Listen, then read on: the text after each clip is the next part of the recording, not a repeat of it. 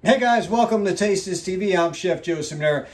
I get a lot of questions on people asking me how do they go about getting their own TV cooking show. And sometimes it's easier said than done. There are some quick and easy advice that I can give you to be on the road, to start sharing your incredible food and recipes to the world.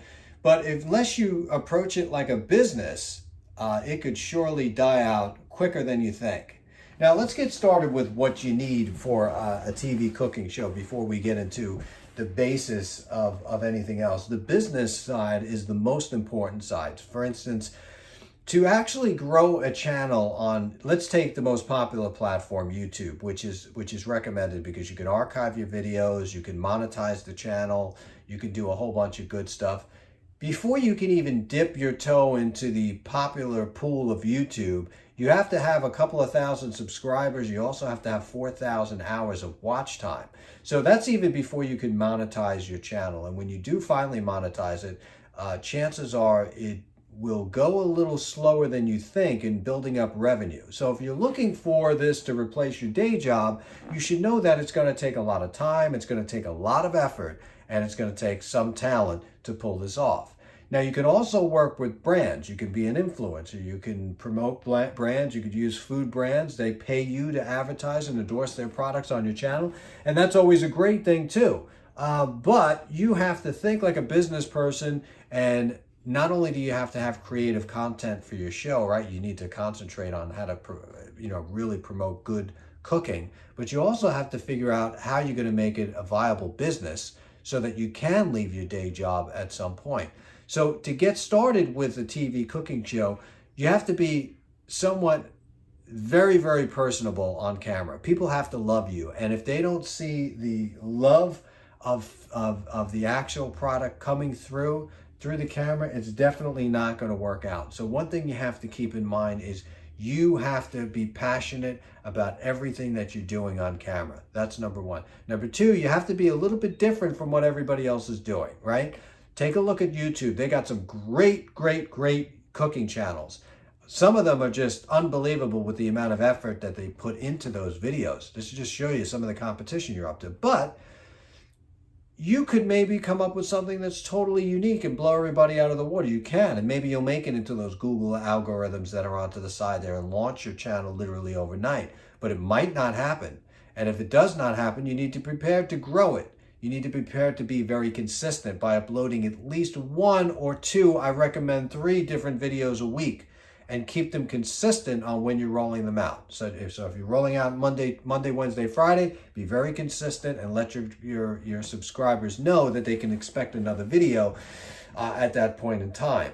I also do a lot of consulting. I don't think there's anybody in the world that's produced more cooking shows than I have over the last 25 years. So if you're ever looking for some consultation, you can email Michelle at joe@joeciminera.com, and she'll put you on the track to have a phone call with me, and we'll see if there's a good fit. I only take on a certain kind of client. So if you think that you want some help putting this together, I can definitely help you. If not, take a look at this video, keep watching, like and subscribe. I'm sure it's going to be helpful to you as well.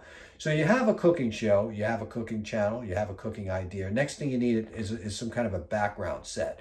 You need somewhere, years ago I would tell you that to be on PBS, your kitchen had to be spotless, it had to be worth something, it had to be very modern.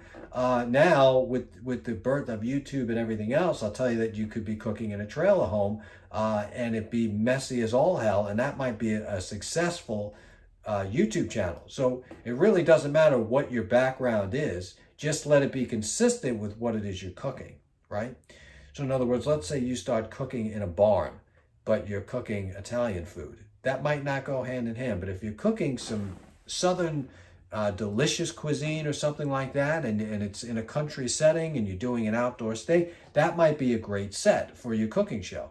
So, keep in mind, there's also incredible sets that you can build for little or no money, especially if you go to IKEA. That's probably going to be the cheapest game in town, where you could put together a full brand new kitchen, bells and whistles, besides the appliances, for about $500. So whatever you do, make it creative. And definitely showcase something that's going to showcase your talents in cooking and let the world know just how passionate you are about what it is you do. So you have your set. Now, what do you do as far as cameras? I'm telling you that the footage on an iPhone 11 is absolutely incredible. So if you're going to invest in anything, invest in a cell phone, because they're easy. You can take them with you. They're lightweight. You're not going to have any problem. You can put them in your pocket. You can go on location somewhere in Italy, start filming, and the footage looks just fantastic.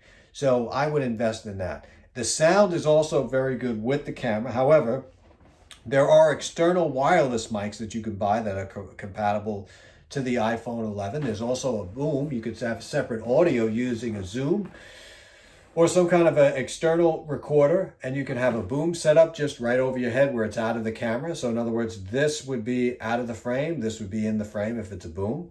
And you need probably some, good cooking tips. I mean, you have to be unique with what you're doing. You have to really be different to be out there. My shtick with cooking was always open up the refrigerator, what you have, throw it on the table and cook. That philosophy, there are no rules in cooking, landed me on major networks. And at one time, I was the second largest PBS cooking show in the whole United States for 2 years in a row. That was always my style. And it was not something that I had to make up. That's just how I cook. So I basically took my personality and what I do on a regular basis, and I put it in front of the camera. And thank God it went well for me all these years. But you have to find what it is that's going to define you and not change you. And you have to be very consistent. So remember those three things that I just talked about, because the 114th episode has to be just like the first one, or it has to be better. So you can't go backwards. And if people fall in love with your attitude, they fall in love with who you are, they're going to expect to see that person time and time again. I've been lucky enough to have fans after 25 years of doing this. When they picked up my channel for the very first time, show 101. And, they've been faithful viewers ever since, and I'm very grateful for that. And I hope that you get lucky and you're able to change people's lives through cooking and food and knowledge, and make everyone's life easier, better, and more healthier. We're always pushing that food with non-GMOs and everything else. But to get back to the cooking show stuff, I think that's what you're going to need right now. Send me any comment you want below. I'm pretty good at answering anything. If you have any questions about it, just leave a comment there. I wish you the best of luck, and I hope you get started on this cooking show venture.